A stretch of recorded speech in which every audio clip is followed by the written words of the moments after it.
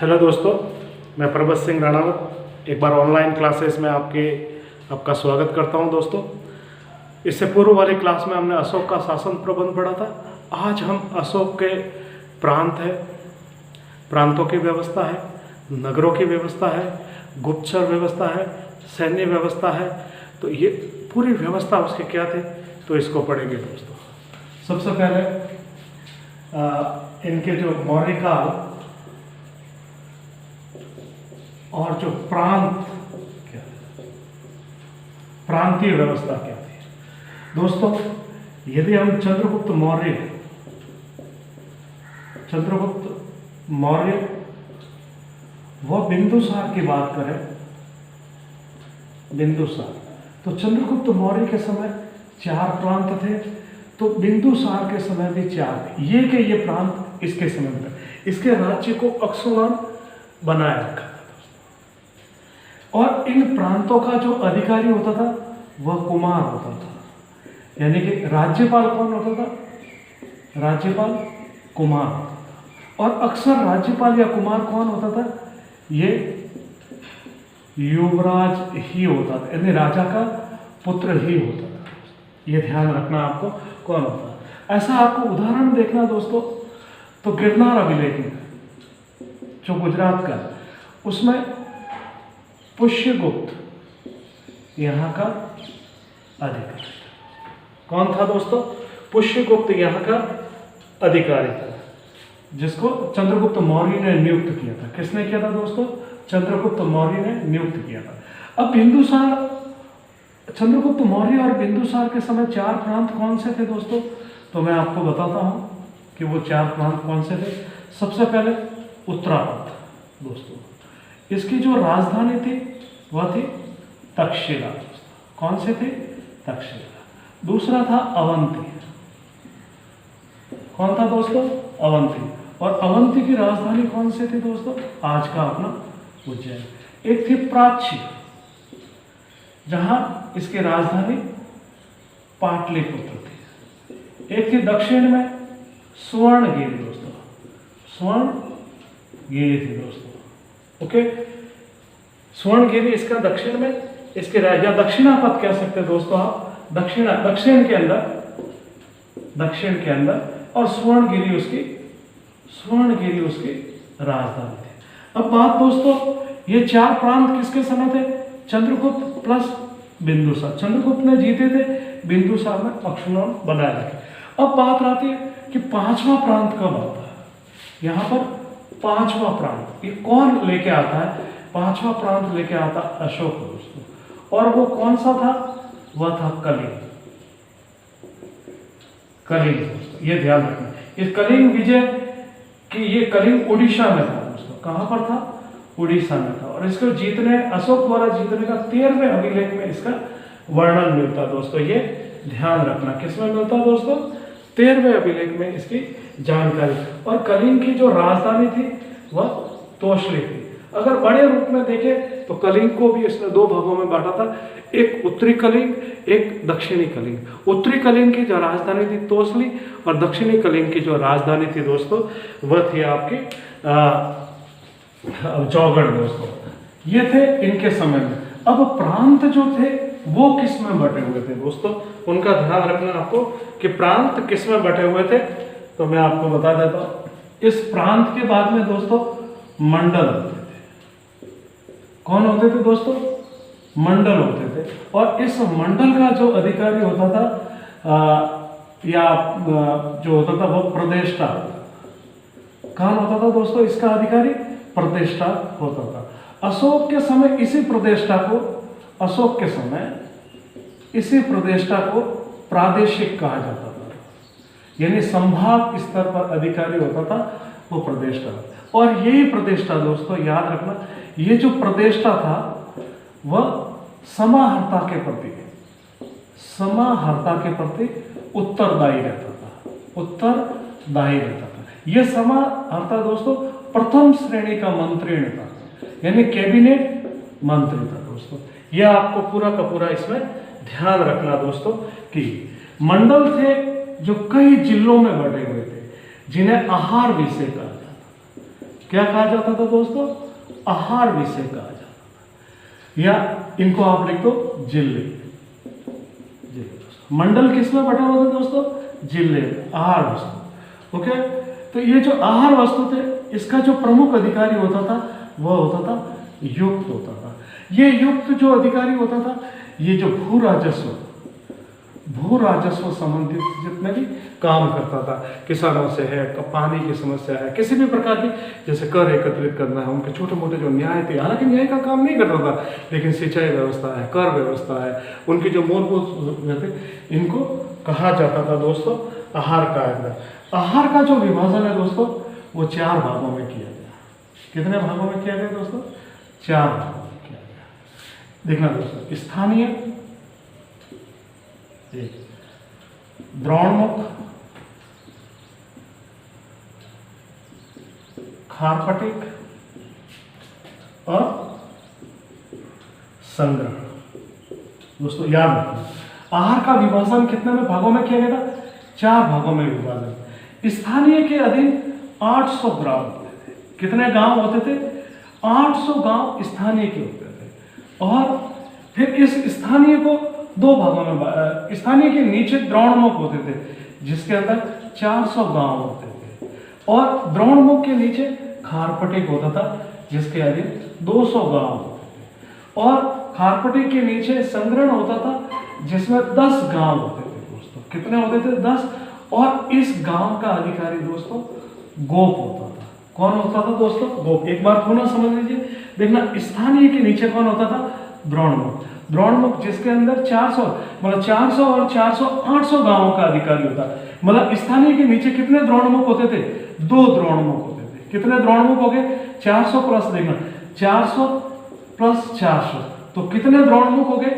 2 द्रोणमुख हो गए। 2 द्रोणमुख हो गए दोस्तों। ठीक है दोस्तों। फिर तो स्थानीय के नीचे 2 द्रोणमुख, यानी कि 400 400 वाले। द्रोणमुख के नीचे दोस्तों कितने होते थे? खारपटिक। और ये खारपटिक भी कितने होते थे दोस्तों? 2 खारपटिक होते थे, यानी कि 400। 2 खारपटिक इसके अधीन होते थे, 2 खारपटिक दोस्तों। इसी प्रकार यहां तो देख ले, कम से कम 20 होते थे। खारपटिक के नीचे कितने संग्रहण होते थे? 20। और प्रत्येक संग्रहण में कितने गांव होते थे? 10। तो दोस्तों कुल कितने हो गए? 200। ठीक है दोस्तों। और कितने संग्रहण के अंदर कितने गांव होते थे? 10 गांव होते थे। हर एक गांव का अधिकारी कौन था? गोप होता था। ये गोप क्या करता था? देखना दोस्तों, यहाँ पे समझना आपको, गांव की जो कार्यालय होता था, गांव की जो ग्राम सभा होता था, उसका प्रमुख जो अधिकारी होता था, आज की तरफ में जो मुंशी होता, सचिव होता, सेक्रेटरी होता, ठीक वैसा ही दोस्तों ये होता था। अब दोस्तों देखना, और कौन कौन से अधिकारी होते थे वो मैं बताता हूँ।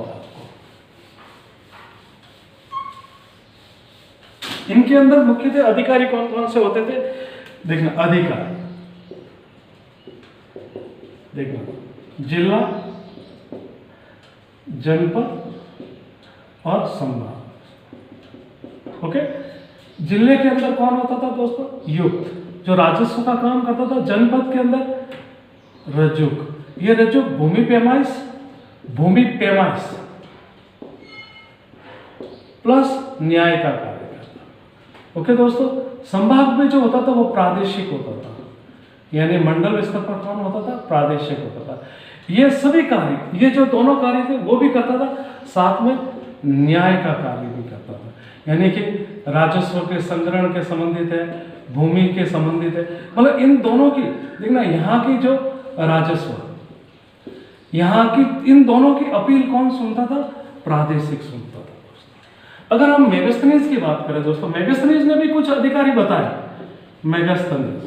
मेगास्थनीज ने भी 2 अधिकारी बताए दोस्तों। एक बताया एग्रोनॉमी, एक एस्ट्रोनॉमी।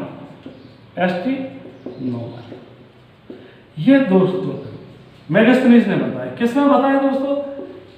इंडिका में बताया। ओके, तो एग्रोनॉमी का किसका अधिकारी होता था? जिले का अधिकारी, जिले का अधिकारी होता था। एस्ट्रोनॉमी किसका अधिकारी होता था दोस्तों? नगर का अधिकारी होता था, नगर का अधिकारी होता था दोस्तों। तो ये थे, देखना, अधिकारी। जो हमें अर्थशास्त्र से मिलते हैं। किससे मिलते हैं? अर्थशास्त्र से। मेगास्थनीज ने इंडिका में कौन कौन से बताए? इसका लेखक आपको ध्यान है कौटिल्य। कौटिल्य ने अधिकारी कौन कौन से बताए? तो युग बताया, रसयुग बताया, प्रदेशिक बताया। मेगास्थनीज को कौन कौन से बताए? तो एग्रोनॉमी और एस्ट्रोनॉमी। एग्रोनॉमी जिले का अधिकारी, एस्ट्रोनॉमी नगर का अधिकारी होता था दोस्तों। अब दोस्तों इसके नीचे जो है, अभी हमने क्या पढ़ा? जैसे प्रांत पढ़े, मंडल पढ़े, मंडल के अंदर जैसे हमने स्थानीय है, द्रोणिक के, खार्टिक को। तो नगरों की क्या व्यवस्था थी दोस्तों? हम नगर व्यवस्था पढ़ते हैं दोस्तों।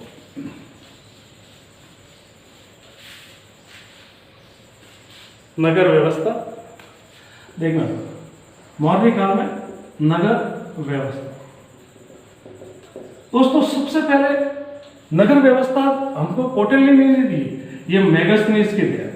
मेगास्थनीज की पुस्तक इंडिका से हमें जानकारी मिलती है दोस्तों, ठीक है, इससे जानकारी मिलती है।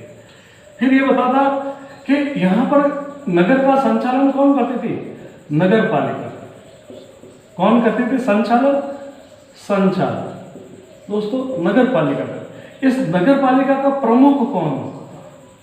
प्रमुख, तो इसको या तो हम नागरिक बोलते थे या पूर्व प्रमुख बोलते थे। पूर्व मुख्य बोल दो आप, पूर्व मुख्य बोलते थे। ओके दोस्तों, देखना नगर की व्यवस्था जानकारी कौन देता? मेगास्थनीज।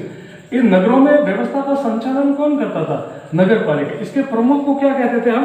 नगर या प्रमुख कहते थे दोस्तों। ओके, तो इसके ऑल ओवर ये जो नगर पालिका का संचालन करता कौन था? तो देखना एक 30 सदस्यों की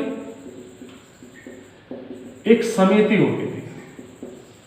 ओके दोस्तों, 30 सदस्य होते थे समिति के, एक समिति होती थी। 30 सदस्यों की एक जो 30 सदस्यों द्वारा संचालन। टोटल कितने व्यक्ति थे दोस्तों? 30।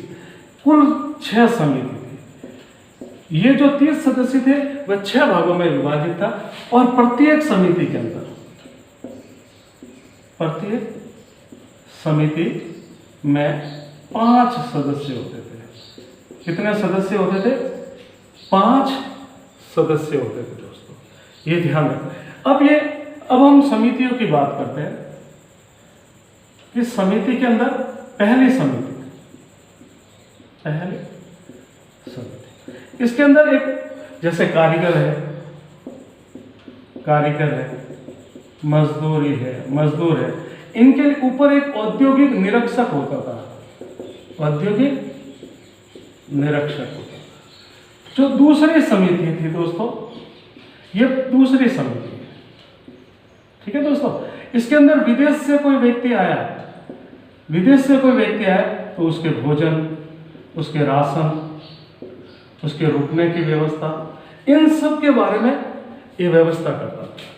तीसरी समिति थी दोस्तों, तीसरी समिति ये करती थी जनगणना की। देखना दोस्तों, जनगणना का सबसे पहला उल्लेख कहाँ पर मिलता है? मौर्य काल में मिलता है।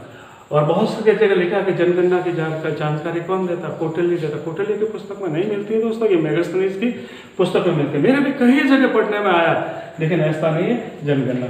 चौथी जो समिति है दोस्तों, वह व्यापार वाणिज्य। और जो 5वीं समिति है दोस्तों, वह थी उद्योग, कि किस प्रकार उद्योग है, शिल्पी है, व्यापारी है, इनका कार्य का संचालन कैसे करते थे? श्रेणियां कौन होती थी? अध्यक्ष कौन होते थे? सार्थ होते थे, जो व्यापारियों को कहा जाता सार्थवा, इनके अध्यक्ष का होता। एक ही प्रकार की श्रेणियां होती थी जो किस प्रकार का ये काम करती थी। अब दोस्तों इसके अंदर जो आगे जो हमको पढ़ना है, वो पढ़ना है दोस्तों हमको इसको ग्राम व्यवस्था, कि आखिर इनकी ग्राम व्यवस्था कैसी थी दोस्तों, तो मैं बताता हूँ। नगर हो गए, अब हम ग्राम व्यवस्था पढ़ते हैं। ग्राम व्यवस्था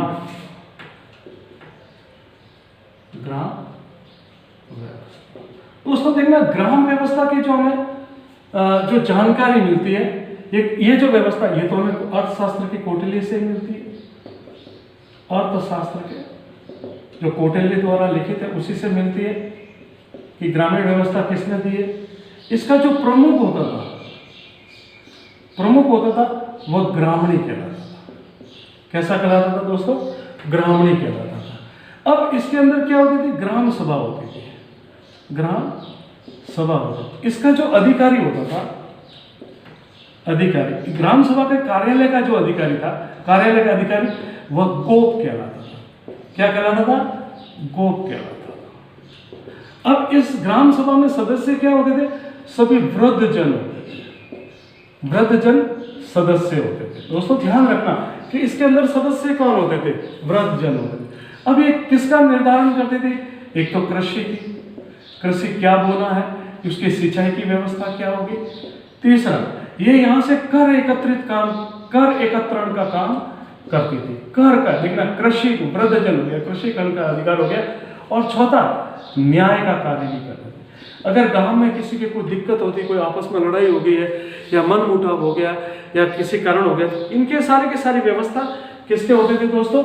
ये काम करते थे ग्राम व्यवस्था। अब बात रही कि ये ग्राम व्यवस्था, इसकी जानकारी हमें कहाँ से मिलती है? तो दो अभिलेखों से मिलती है दोस्तों। एक अभिलेख था जो महास्थान अभिलेख, महास्थान अभिलेख, ठीक है दोस्तों। दूसरा सोहगेरा अभिलेख, सोहगेरा अभिलेख से दोस्तों जानकारी मिलती है। ये यूपी के अंदर है, गोरखपुर यूपी, गोरखपुर यूपी। और चंद्रगुप्त मौर्य के समय ये बंगाल के अंदर है, और अभी वर्तमान बंगाल में नहीं थे, बोगरा बांग्लादेश में चला गया। तो ये जो दोनों अभिलेख है वह हमें ग्रामीण व्यवस्था की पूरी जानकारी देते हैं दोस्तों। अब हम पढ़ते हैं दोस्तों, मेरे ख्याल से अच्छी तरह से ग्राम व्यवस्था, आज का जो सरपंच होता था उस समय उसको ग्रामीण कहते थे, जानकारी कौटिल्य देता था। प्रत्येक ग्राम के ग्राम सभा का अधिकारी है, जैसे आज का सचिव है, सेक्रेटरी है, मुंशी है, जिसको बोलते वह गोप होता था। सदस्य कौन होते थे? गांव के वृद्धजन होते थे। किन पर काम करते थे? कृषि, सिंचाई की व्यवस्था क्या रहेगी, अकाल पड़ गया तो क्या सिंचाई होगी, कर कितना लेना, न्याय है, ये जानकारी कौन देता? महास्थान अभिलेख देता, सोहगेरा अभिलेख देता दोस्तों। तो ये थी उनकी पूरी की पूरी ग्रामीण व्यवस्था दोस्तों। अब बात करते हैं अपन न्याय व्यवस्था की दोस्तों। न्याय व्यवस्था, ओके दोस्तों, न्याय व्यवस्था। देखना दोस्तों, यहाँ पर राजतंत्र था, राजतंत्र। तो मुख्य सर्वोच्च न्यायाधीश कौन हो गया? वो हो गया सम्राट। अंतिम न्याय सम्राट को होता। लेकिन इसके नीचे फिर भी मैं बता दूं आपको कि आपने पढ़ने में आया, जैसे रज्जुक है और एक प्रादेशिक है और युक्त, ये भी न्याय का कार्य करते थे, ठीक है। विशेषकर ये भी न्याय का कार्य करते थे। लेकिन हम इस न्याय व्यवस्था की हम बात करें तो न्याय व्यवस्था दो बड़े स्तर में विभाजन थी दोस्तों, दो भागों में विभाजन थे दोस्तों। एक थी धर्म स्थलीय न्यायालय, धर्म स्थलीय न्यायालय दोस्तों, और दूसरा था कंटक शोधन, कंटक शोधन दोस्तों। ये दीवानी न्यायालय था, दीवानी न्यायालय दोस्तों, दीवानी, और ये था फौजदारी।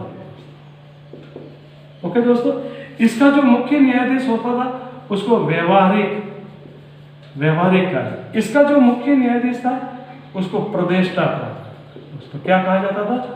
प्रदेष्टा कहा जाता था। इसमें जो होता था दोस्तों, जो मुख्य जो काम होता था, जैसे चोरी है, लूट है, चोरी प्लस लूट प्लस डकैत का काम, और इनको संयुक्त रूप से साहस कहा जाता है, साहस कहा। इसमें क्या होता था दोस्तों? मारपीट है, हत्या है, मारपीट, हत्या आदि का मामला। और इनके अंदर देखना, मुख्य न्यायाधीश व्यवहारिक था, प्लस इनकी जो खंडपीठ बैठती थी, खंडपीठ यानी कि उसमें प्रत्येक में 3-3 न्यायाधीश होता था। इनके भी जो खंडपीठ होते थे, मतलब प्रत्येक पीठ के अंदर 3-3 न्यायाधीश बैठते थे दोस्तों। ये आपको अच्छी तरह से ध्यान रखना दोस्तों। लेकिन एक बार वापस बता देता हूं, न्याय व्यवस्था राजतंत्रात्मक थी या एक तंत्र था, तो सर्वोच्च न्यायाधीश कौन हो गया? सम्राट। लेकिन फिर भी रज्जुक और प्रादेशिक के भी न्याय के कार्य करने की जानकारी मिलती है। तो दोस्तों गांवों में ये व्यवस्था कौन करता था? ग्रामीण। देखना दोस्तों, ये रज्जुक कहाँ होता था? जनपद। प्रादेशिक कहाँ होता था? संभाग स्तर पर। ग्रामीण कहाँ होता था? गांव में। ये भी न्याय का कार्य करते थे दोस्तों, मैंने अभी आपको थोड़ी देर पहले पढ़ा है।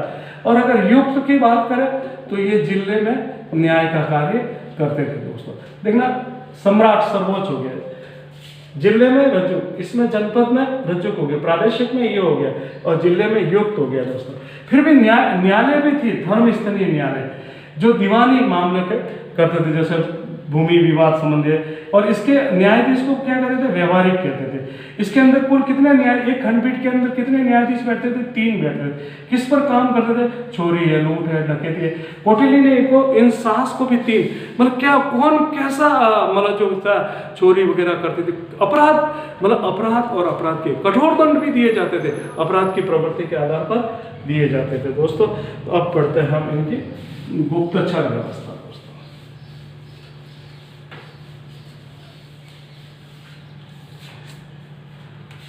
गुप्तचर व्यवस्था, गुप्तचर व्यवस्था ओके, किससे मिलती है? अर्थशास्त्र से, यानी कि कौटिल्य इसकी जानकारी।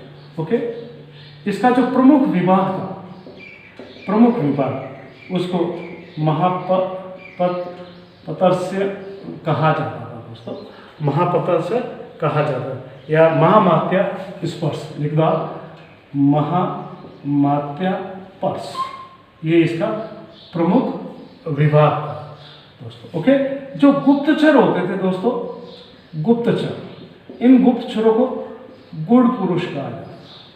तो क्या कहा जाता था दोस्तों? गुड़ पुरुष कहा जाता था।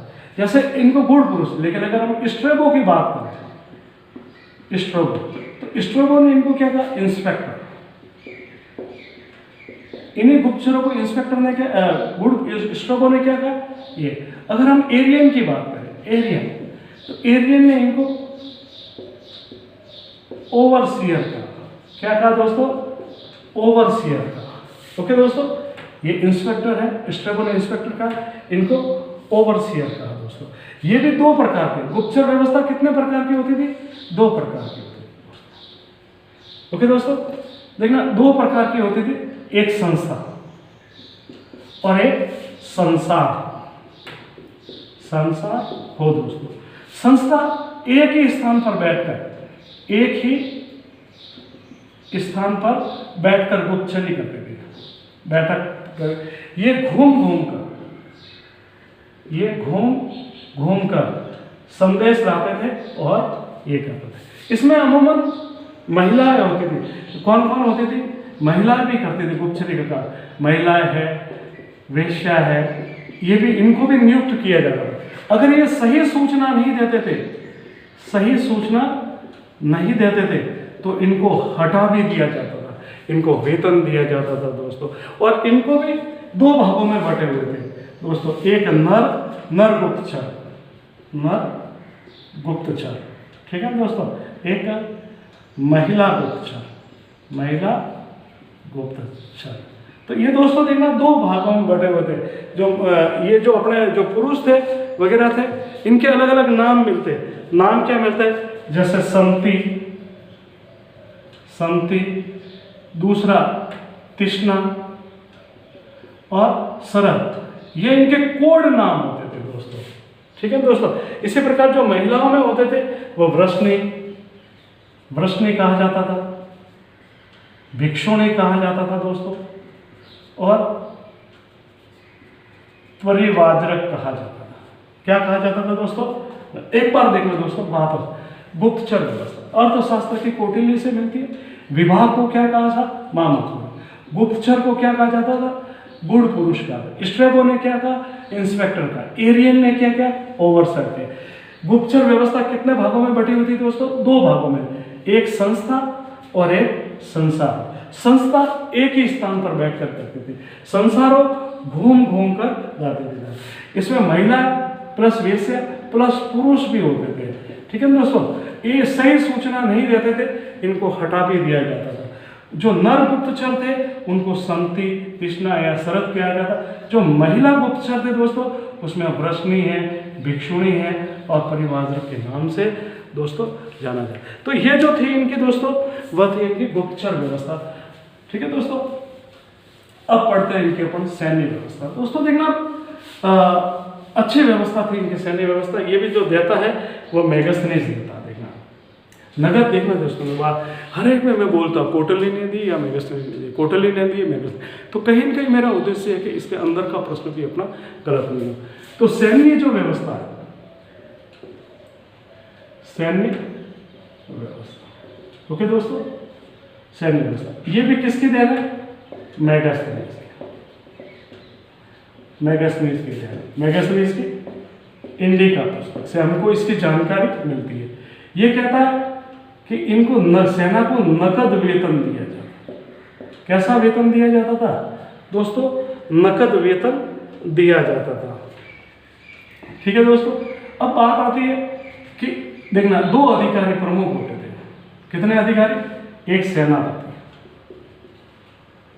और एक नायक दोस्तों।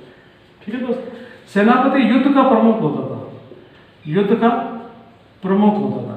यह मंत्री होता था, यानी कैबिनेट का मंत्री होता था, और इसको 48,000 पर्ण वेतन मिलता था। ठीक है दोस्तों, नायक होता था, यह युद्ध की प्रमुख योजना बनाता, युद्ध की घोषणा करना होता था, युद्ध की समाप्ति करना होता था, किस प्रकार का होता प्रमुख अधिकारी। लेकिन यह सेना का संचालन करता था, सेना का संचालन करता था या सेना का संगठन करता था दोस्तों। ओके, युद्ध के समय युद्ध भूमि में पूरी तरह संचालन करता था। ठीक है दोस्तों, यह सेनापति के अधीन काम करता था, और इसका जो वेतन था दोस्तों वह 12,000 पर्ण था दोस्तों। ये दो सेना के समय प्रमुख अधिकारी थे, सेनापति और नायक दोस्तों। सेना जो थी दोस्तों, सेना के सैनिक कैसे थे, कितनी कितनी सैनिक थे? तो दोस्तों मैं बता देता हूँ, 800 रथ थे, 800 रथ थे। 900 जो थे दोस्तों ध्यान रखना, 9,000 हाथी थे, 9,000 हाथी थे। ठीक है दोस्तों, 30,000 अश्वारोही थे, अश्वारोही थे, और 9 लाख पैदल सैनिक, 9 लाख पैदल सैनिक थे। तो सेना कैसी थी? सेना ये थे 800 रथ थे कुल पूरी सेना में, 9,000 हाथी या गज सेना थी, 30,000 अश्वारोही थे, और ये जो थे 9 लाख पैदल सैनिक थे। या दोस्तों मैं यूं कह सकता हूं दोस्तों, यहां आपको समझा तो कि देखना सेना कितने भागों में विभाजित थी, सेना कितने भागों में विभाजित थी दोस्तों। तो यहां पर भी बता दूं कि सेना 4 भागों में विभाजित थी दोस्तों, पैदल, अश्व, गज और पैदल थे, अश्व थे, गज थे और रथ थे दोस्तों। कितना थे दोस्तों? रथ थे। अब इनके सभी भी प्रमुख अधिकारी होते थे, हर एक का। ठीक है दोस्तों, इनके सभी प्रमुख अधिकारी होते थे सेना के। जैसे पैदल सेना का प्रमुख, जैसे यहाँ नायक तो पूरा सेनापति के बाद, लेकिन पैदल सेना का भी प्रमुख होता था, अश्व सेना का भी प्रमुख होता था, गज सेना का भी प्रमुख होता था। तो कितने भागों में विभाजित थी सेना दोस्तों? 4 भागों में विभाजित थी। और पैदल, अश्व, गज और रथ, इनके प्रमुखों को 8,000 पर्ण वेतन दिया जाता था। कितना हजार? इनके प्रमुख, मतलब पैदल सेना के प्रमुख को 8,000, अश्व सेना के प्रमुख को 8,000। यहाँ पर नायक का वेतन कितना था? 12,000। लेकिन सेनापति जो मंत्री, जो कैबिनेट मंत्री था, कैसा था? कैबिनेट था, मंत्री था, इसको 48,000। देखना दोस्तों, अधिकारियों की बात बता दो, सेनापति को 48,000, नायक को 12,000। सेना में कितने कितने सैनिक थे, और पैदल सेना के, अश्व सेना के, गज सेना के, रथ सेना के जो प्रमुख अधिकारी थे, इनके मुखिया थे, उनका 8,000 वेतन था। अब दोस्तों इस सेना का पूरा संचालन कौन करता था? मतलब कितनी समितियां मिलकर, या कौन कौन, इतनी बड़ी जो व्यवस्था थी उस समय, तो यही सबसे इनकी देखना कि इसका संचालन कौन करता था, कैसे व्यवस्था होती थी। तो ये भी जानकारी अपने को मेगास्थनीज देता, मेगास्थनीज देता। मेगास्थनीज कहता था कि इसके लिए 4 समितियां थी, मतलब 30 सदस्यों की सदस्य जो थे वो ये व्यवस्था करते थे। कितने हैं दोस्तों? और इसके अंदर 6 समिति थी, 6 समिति थी दोस्तों, ठीक है ना। और 6 के अंदर दोस्तों जो व्यवस्था करते थे वो प्रत्येक के अंदर 5 सदस्य थे। कितने सदस्य थे दोस्तों? 5 सदस्य थे दोस्तों। ये आपको पूरा ध्यान रखना। ओके दोस्तों,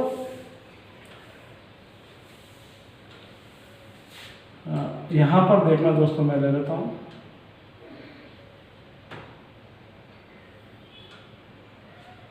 ओके दोस्तों, देखना 5 समिति थी दोस्तों, 5 समिति थी और प्रत्येक के अंदर 6 सदस्य थे। तो 5 में देखना दोस्तों, एक तो अश्व समिति, एक गज समिति, और एक रथ समिति, और एक पैदल समिति। कौन कौन सी? अश्व समिति, ओके दोस्तों, और ये थी जो गज समिति है, और ये रथ समिति दोस्तों। ये जो थी वह थी अपने पैदल समिति। ओके दोस्तों, अब एक जो थी 5वीं जो समिति थी, ये पहली समिति, ये दूसरी समिति, ये तीसरी समिति, ये चौथी समिति, और ये 5वीं जो समिति थी दोस्तों वो खाद्य व अस्त्र शस्त्र की व्यवस्था करता था। तो ये थे दोस्तों इनके, जिनके इन जो था इनका संचालन होता था। एक कुछ नाम जो दोस्तों मैं आपको और बता देता हूँ कि इसके अंदर जैसे नवाध्यक्ष, ये जहाज रानी का प्रमुख होता था। एक पतनाध्यक्ष ये बंदरगाहों का प्रमुख होता था,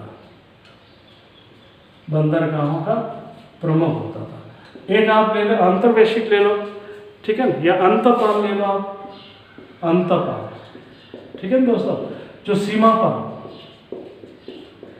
पर दुर्गों का रक्षक करते थे। ओके दोस्तों, ये ध्यान रखना। तो ये सैन्य व्यवस्था थी जो मेगास्थनीज ने इंडिका में हमको दी है दोस्तों। ओके दोस्तों, वेतन कैसा दिया जाता था दोस्तों? नकद दिया जाता था, ठीक है दोस्तों। बाकी मैंने आपको इसमें बता दिया कि सेनापति कौन होता था, नायक कौन होता था, सैनिक कितने होते थे, फिर उनके प्रमुख विभाग कौन होते, फिर इसका संचालन कौन करता था, और इन 3 अधिकारियों के बारे में भी दोस्तों मैंने बताया। तो ये थी दोस्तों इसके भू राजस्व व्यवस्था, सामाजिक और धार्मिक व्यवस्था। मैं इसके अगले टर्म में लेके आ रहा हूँ दोस्तों।